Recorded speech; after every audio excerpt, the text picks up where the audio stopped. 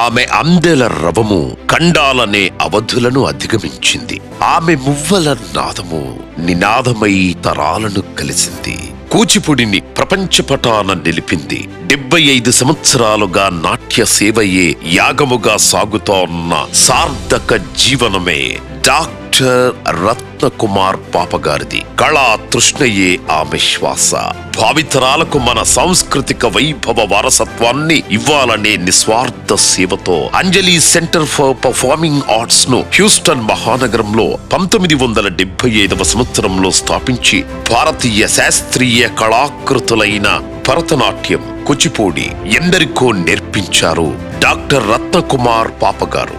భారత అమెరికా దేశాల మధ్య సాంస్కృతిక వారధిగా ఆమె చేసిన కృషి సదా ప్రశంసనీయం. కేవలం నాట్యమే కాకుండా గాయకురాలిగా, వక్త, రచయితగా ఆమె ఒక పరిపూర్ణ బహుముఖ ప్రజ్ఞాశాలి. కళా సేవలకు గుర్తుగా భారత ప్రభుత్వం ఇచ్చే అరుదైన సంగీత నాటక అకాడమీ పురస్కార గ్రహీతలలో ఆమె కూడా ఒకరు కావడం మనందరికీ గర్వకారణం. తెలుగు సాంస్కృతిక సమితితో వారి బంధం అనిర్వచనీయమైనది. తెలుగు సాంస్కృతిక సమితి పుట్టుక నుండి నేటి రూపాంతరం వరకు ఈ సంస్థ అభివృద్ధికి వారు చెయ్యని సహాయం లేదంటే అది అతిశయోక్తి కాదు. ఈ సంస్థ కార్యవర్గ సభ్యురాలిగా 2000 సంవత్సరంలో ప్రెసిడెంట్ గా వారు అందించిన సేవలు అత్యంత విశిష్టమైనవి. తెలుగు భాష, సంస్కృతి, సమాజ సేవకు 5 దశాబ్దాలుగా రత్నకుమార్ పాపగారు చేసిన అమూల్యమైన సేవలకు, కూచిపూడి నాట్యాన్ని భావితరాలకు అందించేందుకు